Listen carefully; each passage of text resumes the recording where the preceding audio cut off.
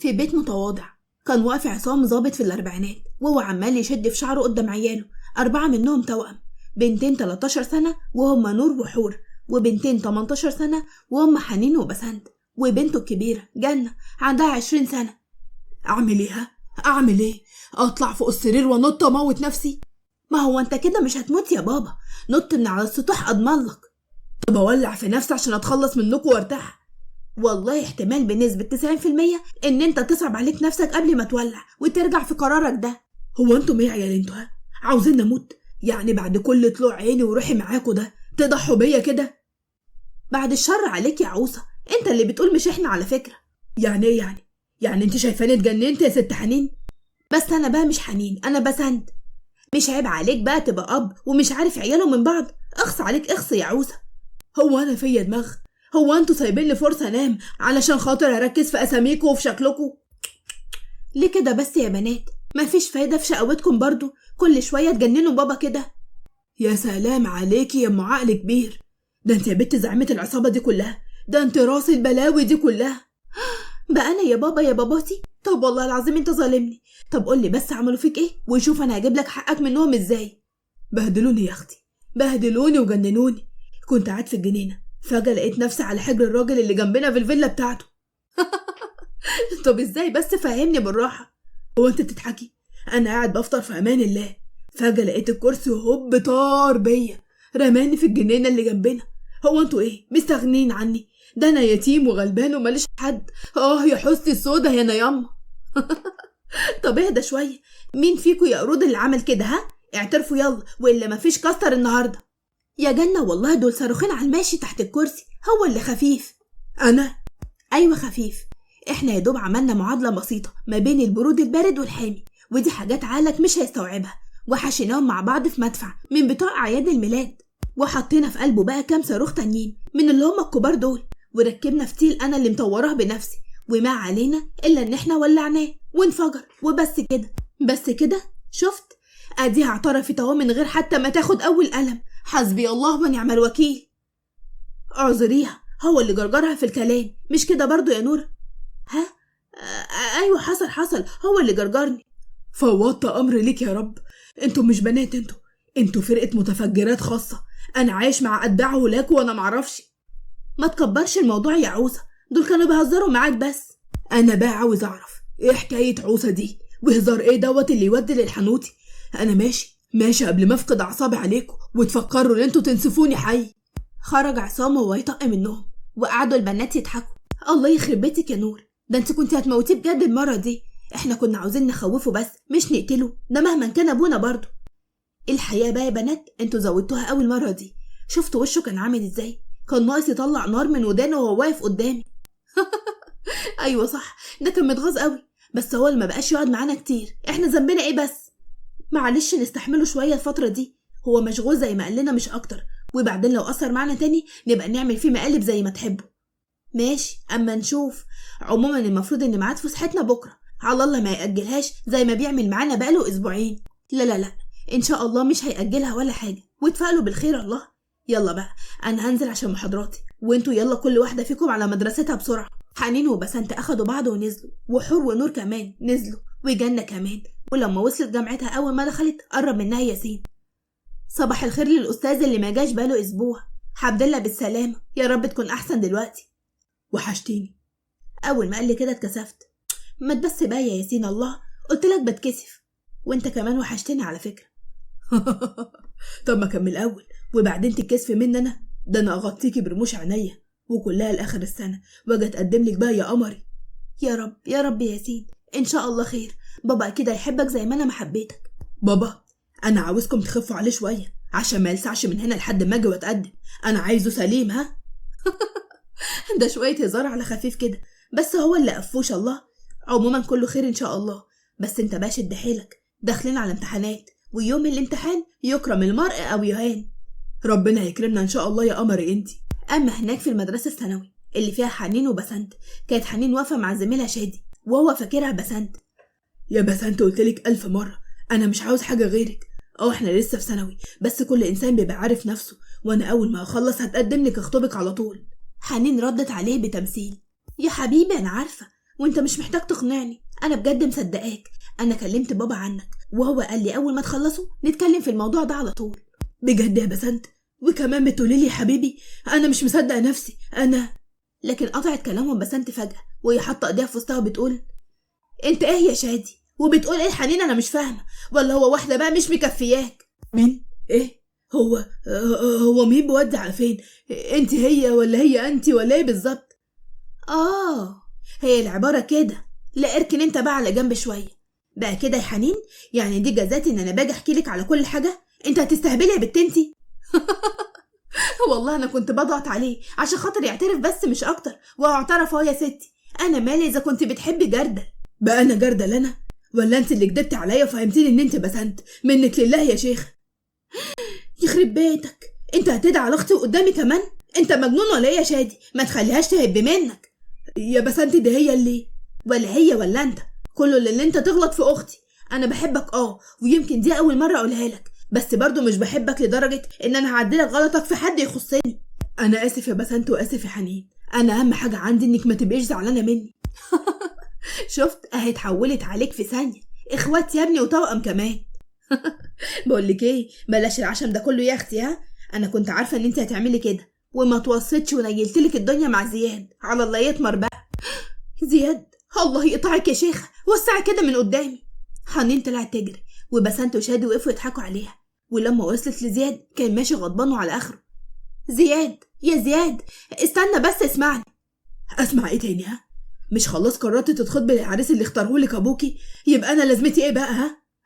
الله يخرب بيتك يا بسنت الكلب، هي حصلت؟ اسمع بس يا زياد، والله ما حصل حاجه من الكلام ده. هو انت هتشتغليني يا حنين؟ ما انت لسه قايله لي الكلام ده دلوقتي حالا وسبتيني كمان ومشيتي وانا بكلمك. مش انا والله، ما انا دي بسنت اختي وتوأمي، ما انت عارفها. حتى بص على اللبس هتلاقيه متغير شويه. معقوله يعني هغير في المدرسه؟ والله معاك حق. يعني ايه يعني مش هتتجوزي العريس اللي جابهولك ابوكي؟ هو مش لما انا ابقى اشوف ابويا الاول ذات نفسه نبقى نقعد ونتكلم على العريس؟ بحبك. وفي اسم الشرطه كان قاعد عصام على مكتبه بيتكلم مع ضابط زميله. بقول لك حياتي مقلوبه عليها وطيها، مفرقعات ومتفجرات وصواريخ. انا عايش في حرب الخليج وانا معرفش. كل يوم هقوم على انفجار، كل يوم مشكله مع الجيران او في المدرسه، كل شويه خناقات. انا تعبت يا ناصر، تعبت. والله معك حق، بس انا برضو الموضوع ده مش داخل دماغي. امال بقى لما كانوش بنات كان عملوا فيك ايه؟ ما تقولش بنات. انا حاسس ان هما في المستشفى خدعوني لما قالوا لي ان هما بنات. انا محتاجه اعمل لهم تحاليل عشان اتاكد من الموضوع ده، وفي نفس الوقت اتاكد ان هما بناتي انا مش بنات هتلر. يا راجل مش كده، اهدى بقى يا عصام شويه وفكر. هما ممكن يكونوا بيعملوا معاك كده ليه؟ اكيد كل شيء في الدنيا ده وليه سبب. السبب ان هما معجونين بميه عفاريت، شاربين حركات ابلسه وشياطين. انا نفسي انام من غير ما اقوم على كارثه. اقول لك على حاجه، انا نفسي يوم واحد يعدي من غير ما يعملوا مصيبه. هيعدي. استهدى بالله انت بس. امال هتعمل ايه بقى في الزياره اللي جايه لك بكره؟ ولا انت مش هتعرف تسيطر ولا ايه حكايتك؟ نعم، زياره ايه دي؟ انا ما عنديش علم باي حاجه من دي. انت نسيت ان انت بقالك مده تعبان ولسه راجع شغلك من قريب؟ كل زمايلنا اتفقوا انهم هيجولك زياره بكره مفاجاه، بس انا قلت لهم بقى لازم نقول له يا جماعه عشان لو خارج ولا حاجه. لا طبعا خارج ايه بس؟ ده انتوا تنوروا الدنيا. هكون في انتظاركم ان شاء الله وما تقلقش. تمام اتفقنا. وقبل ما يكمل ناصر كلمته دخل 3 عساكر فجأة وكان معاهم راجل راسه عمالة تنزف ونور وحور كمان. الحقنا يا فندم. يا خبر اسوح ومنيل، ايه ده؟ هو في ايه؟ هو انتوا ازاي تدخلوا كده من غير ما تخبطوا؟ انتوا اتجننتوا؟ احنا اسفين والله يا فندم، بس البنات بهدلونا خالص ومعرفناش نعمل ايه. عملوا ايه دول يا عسكري؟ فهمني. اعتدوا على الراجل ده يا فندم وبطحوه زي ما جنابك ما شايف كده. دمي اتصفى يا باشا. انا مش هسيبهم غير في الاحداث يا باشا، انا لازم اخد حقي. ما انا مش هسكت انا على اللي حصل لي ده. ياني يا دماغي. اتفضل اقعد بس نتكلم حضرتك وكل حاجه هتتحل صدقني. هو انت حاطط وقت معاه قوي كده ليه يا عصام باشا؟ اتعدل يا انت وواقف مكانك لما نشوف حكايتك ايه. لا يا ناصر استنى، انت مش فاهم حاجه. انا عاوز اعرف بس ايه اللي حصل. انا كنت واقف في المحل بتاعي ولا ليا ولا عليا، اللي قدام المدرسه واقف في حالي. دخلوا عندي هما الاتنين، كلمه من دي على كلمه من دي، مسكوا في بعض على واحده وهوز واحده ميكس فراوله، وكانت اخر واحده عندي وخلص. طب وانت يعني يا ابني انت ايه اللي دخلك في الموضوع؟ انا مش فاهم ليه وليه اني قلت رأيي وبقول لهم خلاص يا حلوين، واحدة تاخد دي وواحدة تاخد توينكز. قرار مش حكيم خالص الصراحة. انا ما اكتشفتش كده غير بعد اللي اتكلمت، ويا ريتني ما كنت نطقت. عدموني العافية. فجأة لقيت طوب بيجي من حيث لا ادري. واجهة المحل الازاز اتدغدغت ودماغي اتفتحت، وهم عمالين يرموا عليا طوب ويقولوا لي ما انت راجل حشري بصحيح. هو في توأم بياكلوا عكس بعض؟ احنا الاتنين بنحب الهوز وميكس الفراولة، هتاكلنا انت على مزاجك؟ وبس يا باشا، ما نجدنيش منهم غير العساكر. نور وحور قالوا له كداب يا بابا، ده اخد الفلوس وما كانش عاوز يدينا حاجه. بابا؟ ايوه بابا، للاسف بابا. انا اسف جدا يا استاذ، وعاوزك تعرف ان ايه بس يا فندم. ده انا اللي اسف يا فندم، والله مش عايز اي حاجه، وحياه النسر اللي على كتافك ده انا ما اعرف ان هم عيالك يا فندم. يا راجل ما تقولش كده، انا عذرك طبعا، بس اسمعني. اسمع ايه بس، هو العمر بعزقه؟ اعتبرنا عمى يا باشا، وانت عارف اللعمه بيتوه في الزفه. سامحني يا بيه، سامحوني يا هوانم. امرنا لله، طالما اعتذرت خلاص هنسامحك. ايوه صح يا نور، المسامح كريم، بس بقولك ايه، ما تعملش حركات النوتي دي تاني. اخرسي انت وهي وحسابنا في البيت. يا استاذ انا اعتذرت لحضرتك، وفي حد يخرج معاك من هنا يصلح لك الوجهه اللي اتكسرت دي واي تلفيات عليا، وهاخدك كمان هيوديك المستشفى ويكمل العلاج والمصاريف عليا. بس بلاش موضوع المحضر ده من فضلك، دول اطفال وغلطوا. يا فندم دول عاوزين يجوا يغلطوا في وشي تاني انا موافق، ربنا يخلوهم لك يا رب، وكتر خير جنابك يا باشا. عصام بقلة حيلة. يا عسكري روح مع الاستاذ وصله المكتب نادر باشا، وقول له عصام باشا بيقولك اعمل له اللازم كله وما تأثرش معاه، واي مصاريف هتكون عليا انا. الله يعمر بيتك يا بيه، الله يخليك يا بيه، ربنا يهديهم لك يا رب. ايوه كتر بالله عليك من الدعوه دي لحد ما ربنا ما يسمع منك. خرج الراجل مع العسكري وناصر بقى قاعد ومصدوم. ايه مالك يا ناصر؟ لسه شايف ان انا مزودها ومكبر الموضوع؟ اديك شايف اهو اللي هما بيعملوه، ودي مش اول مره، ده كتير قوي بالشكل ده. لما خلاص قربت انط من فوق المكتب ده وانتحر. برضه مش هتموت يا بابا، هو انت ماسك في الدنيا كده ليه؟ عشان يربينا يا هبله. بس بقى انت وهي ايه ليكوا عين تتكلموا وكمان تضحكوا قدامي على البيت، وهناك هنتحاسب. يلا عن اذنك يا ناصر. خرج عصام مع بناته، والناصر بقى واقف عمال يبص عليهم بدهشه. هي حصلت للإقسام كمان؟ ربنا يكون في عونك يا عصام، الله اعلم دلوقتي هيروح يعملوا ايه فيه المتوحشين دول. وفي البيت وصل عصام مع بناته، واول ما دخل كان في ست غريبه قاعده مع البنات، وهو استغرب جدا. دخل وقعد. اهو جه اهو، كدبتش عليكي، اسم الله عليه، طول بعرض بارتفاع، حاجه كده تشرح القلب وتملى العين. والله يا بنتي معاكي حق. ده اللي هو انا؟ يا بابا، لا بقى وما اقولكيش عليه حلة ملوخيه، انما ايه، ريحه طشتها تجيب اخر الشارع، حاجه كده شغل فنادق يعني. ده اللي هو انا؟ يا بابا. وبصي بقى، كفايه ابتسامته في وشه كده، وملهوش حس في البيت خالص، فرشه كده تحسي فرشه طايره ما تحسيش بيه. ده اللي هو انا؟ ما تهدى بقى يا بابا. اهم حاجه بقى ان هو اللي في ايده مش ليه وبتاع شغل، وبعدين احنا مستورين زي ما انت ما شايفه، فيلا بقى وعربيات وفلوس في البنك، يعني هيدلعك. ده اللي هو انا؟ يا حبيبي. ها قلت ايه بقى يا اموره يا سنيوره؟ طيب هو سؤال بس معلش، انا سامعاكوا عمالين تقولوا بابا بابا بابا، هو انتوا عياله؟ انا وبسنت توأم، وحور ونور توأم، وجانا بقى اختنا الكبيره. ليه، هو انت عندك مشكله في كده ولا ايه؟ لا ابدا، هو انتوا كتير الله اكبر يعني ما شاء الله، بس برضو عادي انا موافقه. موافقه على ايه؟ على الجواز يا بابا، دي عروسه، ايه رايك بقى؟ بطايه عسل اهي. لقيناها يا بابا واحنا جايين من المدرسه، كانت داخله محل، سالناها كده كام سؤال وانتهى الحوار هنا، وكمان هتتغدى معانا هنا عشان تتكلموا. انا مش قادره امسك نفسي من الفرحه، انا هعيط بجد، اخيرا هفرح بيك يا حبيبي. ده اللي هو انا؟ هو ابوكم جاي يندهش هنا ولا ايه؟ ولا ما يعرفش ان انتوا بقى هتجوزوه؟ اهو ده بقى انا. انت ايه اللي معادك هنا يا وليه انت؟ قومي اطلعي بره يلا. يوه، ده ايه قله الذوق دي يا استاذ؟ لا انا ما بحبش كده، وايه وليه دي؟ قله ذوق ايه يا وليه؟ انت اتجننتي ولا ايه؟ هو في حد عاقل يعمل اللي انت عملتيه ده؟ شايفه ابوك يا بسنت، انا كنت متاكده ان هو هيصغرني مع العروسه دي، عمال الابهات دي بذمتي. عندك حق يا حنين، ده خلى رقبتي قد السيستمه، ومنظرنا بقى عره، ادي اخر دلعنا فيه. ده ايه اللي انتوا بتقولوه ده؟ هي الفرخه كانت بيضها؟ اسمها القطة كلت ولادها يا بابا. لا، انا بقولك الفرخة كلت بيضها، يبقى هو كده. هو انت هتعرف اكتر مني يا بنت انتي؟ وانت لسه واقفة هنا يا ولية؟ انت بتعملي ايه؟ ها، اطلع بره، يلا بره لاحبسك بقولك. طالعة؟ هو انت هتطلعني من الجنة يا خي؟ قطيعة طارت السبوبة ومالش نصيب في العز ده كله. بالإذن بقى يا عرايس. خرجت الست وعصام بقى واقف باصص لها مصدوم وبيبص لبناته في دخل الجنة. ايه يا جماعة مالكم تنحين كده ليه؟ هو حصل حاجة وانا بره يا بابا ولا ايه؟ عصام رد عليها بأنوثة. هو انت ما تعرفيش يا هانم؟ اصلا النهارده كان جاي لي عروسة وانا قاعد كده متستت في البيت. اخواتي جابوا لي عروسة من الشارع، والحقيقة بقى كانت شارية ومستعدة تجيب لي تقل دهب. الله يحفظك يا بابا، ده ايه اللي انت بتقوله ده؟ وايه الطريقة اللي انت بتتكلم بيها دي؟ انت بتضحكي يا هانم؟ انا بتكلم جد. جاي من بره ببلوه لاخواتك عملوها، الاقي التانيين قاعدين لي بعروسه جايبينها من الشارع عشان خاطر يجوزوني. كله عشتكوا استهتار وهبل. انا تعبت ما بقتش عارفه الاحق على مصايبكم دي. هو انتوا ليه مش سايبين لي فرصه اتنفس عشان خاطر اجاريكم في الحياه؟ يا بابا انا مش عايزه اسمع صوت واحده فيكم. انا بكره جاي لي زمايلي من الشغل زياره، ويا ريت ما تعملوش اي مشاكل ولا كوارث. حاولوا بقى تاخدوا اجازه من حرق دم يوم واحد بس بعد اذنكم. ايه ده بقى؟ يعني ايه الكلام ده؟ هو مش المفروض بكره ان يوم الفسحه بتاعتنا، ولا هتعمل بقى زي الاسبوعين اللي فاتوا؟ انا قلت اللي عندي ومش عايز اي كلام تاني، واللي مش عاجبه بقى يدب راسه في ادخنه حيط.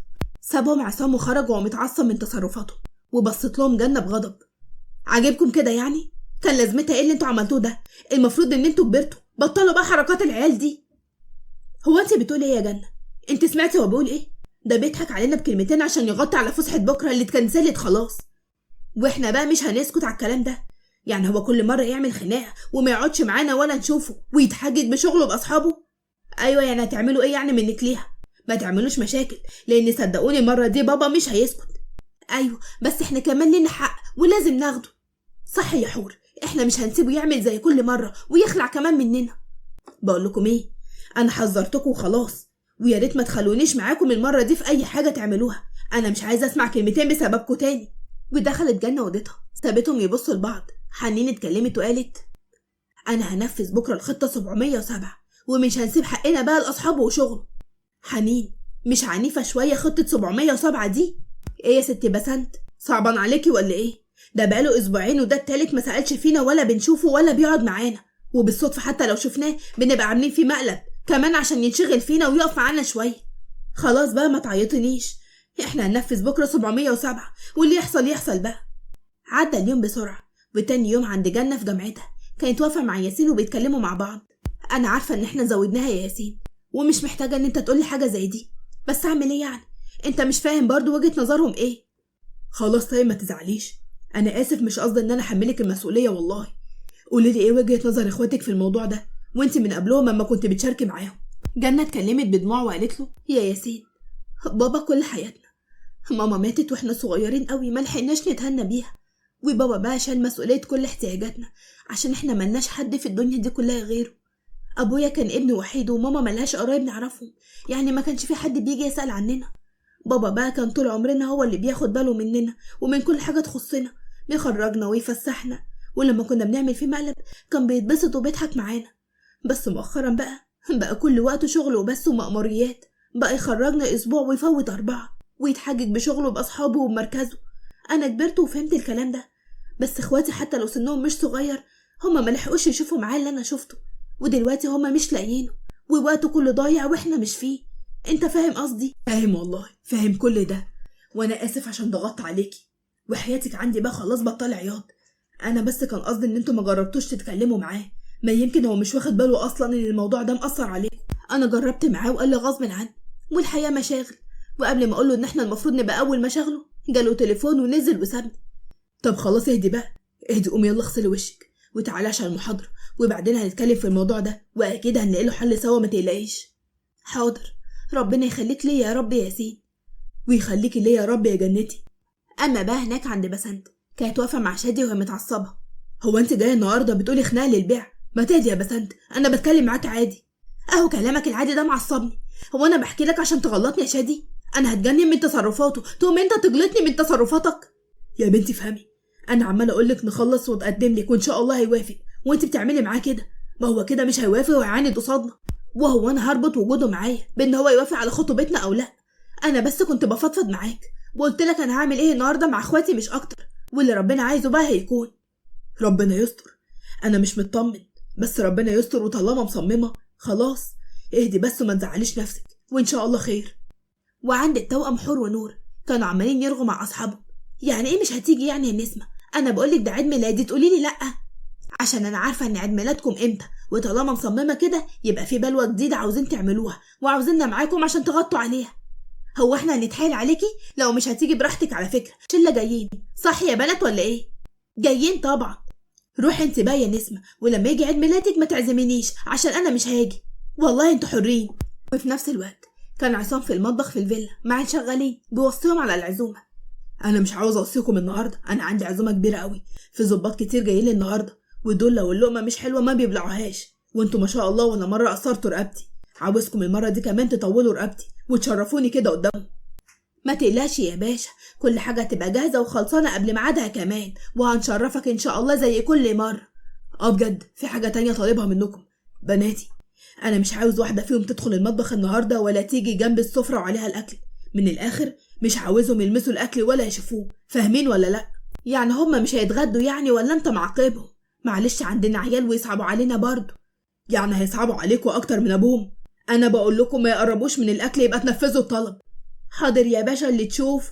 وطلع عصام اوضته غير وجهز نفسه للعزومه، والبنات كانوا في حته تانية بيحضروا كل حاجه عشان خطتهم، وبعد شويه جه الضيوف.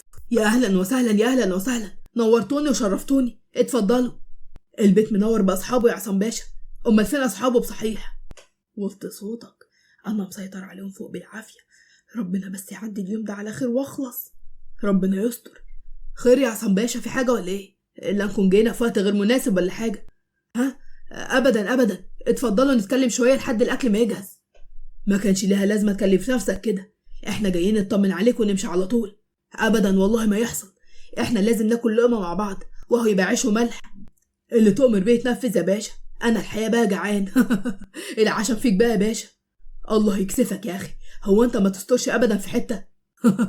وانت مالك يا ناصر، سيبه يتعشم براحته وزي ما يحب، انت حبيبي يا كمال، وما تقلقش يا باشا عشمك في محله. طب ارضي بقى فضولي كده يا باشا وطمني، طبخين ايه النهارده؟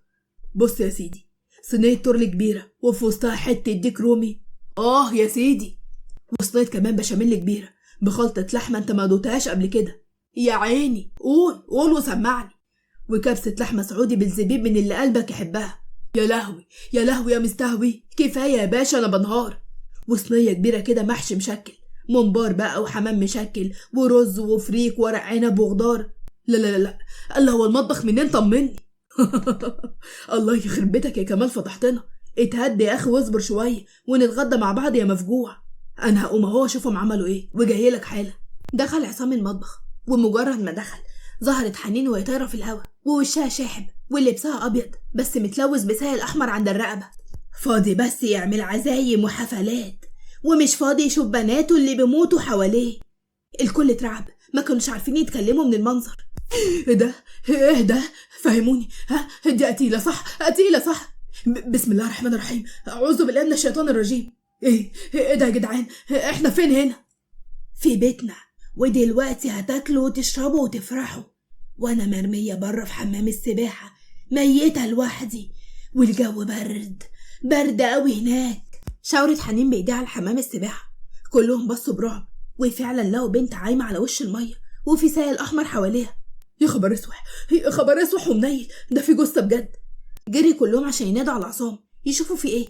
كانت حنين نزلت وبسنت توأمها طلعت من الميه، وفي المطبخ ناصر برعب: الحقنا يا عصام، اجري بسرعه قبل ما تموت، ده لو ما كانتش ماتت من اساسه. ايه في ايه؟ هي مين دي؟ في ايه اللي حصل؟ عفريته وجثه وعفريته يا عصام باشا، انا مش فاهم اي حاجه، انتوا بتقولوا ايه؟ تعالى معانا وانت تفهم، اجري بسرعه يا عصام. وخرج عصام يجري معاهم على حمام السباحه، لكنهم ما لقوش حاجه. ايه ده؟ هي راحت فين؟ والله العظيم كان في جثه بنت من بناتك دلوقتي، وعفريتها كان جوه طاير في الهوا. ايوه حصل، والعفريت بتاعها كمان كان باصص لنا في الاكل. عفريت ايه بس؟ هو انتوا اتجننتوا؟ ما الميه فاضيه اهو، مفيش حاجه، وهو فين العفريت ده؟ جوه، العفريت جوه متعلق، تعالى حتى شوف بنفسك. دخل عصام يجري معاهم، وفعلا لقى حنين مشنوقة من رقبتها. حنين يا بنتي، لا الحقني يا ناصر، اعمل اي حاجة يا ناصر، اطلب الاسعاف بسرعة. ملحقش حد يتحرك، نزلت بسنته عمالة تعيط. وجعت حنين قلبك قوي يا بابا؟ تعالى شوف حور ونور جرالهم ايه، شربوا سم وماتوا بسببك، وبسبب اهمالك فينا يا بابا. بناتي يا ناصر، بناتي حور يا نور. وطلعوا كلهم يجروا على فوق. اول ما دخل لقى حور ونور مرميين على الارض، وطالع من بقهم سائل ابيض، حضنهم عصامه وعمال يعيطوا منهار من العياط. لا يا قلبي، لا ما تعملوش فيا كده، حرام عليكم، انا مش هفقد 3 منكم بالشكل ده، ما تسيبونيش هرجوكوا يا بناتي، يا رب صبرني يا رب، لا حول ولا قوة الا بالله. اهدى يا عصام، اهدى. مش 3 يا بابا، لا انا كمان مش هعيش من غير توأمتي واخواتي. انت عملت فينا وفي نفسك كده، استحمل بقى. الوداع يا بابا. وفجأة بسنت وقعت على الارض وطلع من بقها سائل ابيض، وفضلت عمالة تترعش. جري عصام عليها بكل رعب. لا يا بسنت، لا انا اسف يا بنتي، ما تعمليش فيا كده، بالله عليكي ما تروحيش مني انت كمان. هو حصل ايه النهارده؟ هي دخلت جنة عليهم، كان معاها ياسين وابوها منهار بالشكل ده. جنة بلق. ايه يا بابا، في ايه يا بابا، ايه اللي حصل؟ اخواتك يا جنة، اخواتك كلهم راحوا سابوني لوحدي يا بنتي، خلاص. فهمت جنة اللي بيحصل، وان اخواتها نفذوا خطتهم. وقفت بكل غضب وزعقت.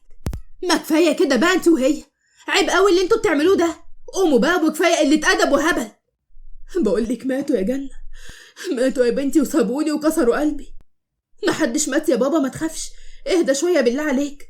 بقول لكم قوموا بقى، ولا تحب اقومكم بطريقتي؟ البنات فجاه قاموا، ودخلت حنين من الباب، ووقفوا هم عينيهم في الارض من الكسوف اللي هم فيه. عصام بتعب. ايه يعني انتوا ما متوش؟ يعني انتوا كنتوا بتضحكوا عليا؟ انا ما كملش عصام كلامه ووقع في الارض. وبعد شويه فاق كان في المستشفى، وبناته كلهم حواليه، وياسين وشادي وزياد كمان وناصر. انا فين؟ ايه اللي حصل؟ انت تعبت شويه وجبناك المستشفى. الحمد لله بالسلامه يا. ما تقوليش يا بابا، انا ولا ابوكوا ولا اعرفكوا، خلاص انا تعبت ومش هستحمل كده تاني ابدا. اسمعها من الاول يا عصام، انت لو سمعتهم هتعرف ان انت اللي غلطان مش بناتك. انا يا ناصر، انت مش كنت معايا وشفت كل حاجه بنفسك يا ناصر؟ هو شاف اللي هم عملوه يا عمي، انما ما شافش بدايه الغلط. انت عارف ان انت كل حاجه في حياه بناتك، ومع ذلك انشغلت عنهم بشغلك وباصحابك ومأمورياتك في الشغل، ونسيت ان هم احوج الناس ليك ولوقتك. وبدل ما تغرقهم حب وحنيه وخروج في اوقات فراغك يا عمي، غرقتهم اهمال وقله اهتمام، ولا حتى كلام معاهم عن كل حاجه بيعيشوها. البنت اما بتبقى امها موجوده بتجري عليها وتحكي لها كل حاجه اول باول، انما في حالتك بناتك هم 5 مش واحده، وكل واحده فيهم بيحصل معاها كتير قوي في يومها، وما بتلاقيش حد تحكي له. يمكن هم ربنا كرمهم وقعوا فينا يحكولنا، بس فكر كده معايا، لو كانوا وقعوا في شباب تانيين ولاد حرام كان هيبقى ازاي الحال يعني؟ نتكلم بصراحه يا عصام، انت سديت حضنك ودانك عن اهم حاجه في حياتك. بناتك كانوا مجبورين يعملوا عفاريت عشان بس يلفتوا نظرك، عشان بس لاحظوا ان الوقت الوحيد اللي انت بتتكلم معاهم فيه لما بيعملوا لك مصيبه، وده اللي وصلهم لكده. حس عصام بالذنب وبص للشباب. انتوا كلكم كلامكم صح، بس انا مش عارف انا باخد درس التربيه ده من مين. تطلعوا مين انتوا؟ انا ياسين، كنت جاي اطلب منك ايد جنة، انا بحبها وهي بتحبني وبينا كل احترام، وهبقى ريحتك من الراس الكبيره. وانا كمان شادي، انا بحب بسنت وعاوز اطلب ايديها من حضرتك، بس انا كنت هعمل كده لما نخلص السنه ونعمل خطوبه ان شاء الله، والجواز بعد التخرج. وانا بقى ابقى زياد، انا خلق ضيق ومش عايد كلامهم تاني، انا زيهم بالظبط ان شاء الله، انا وحنين يعني. الله يكسفك يا بعيد. انا فهمت.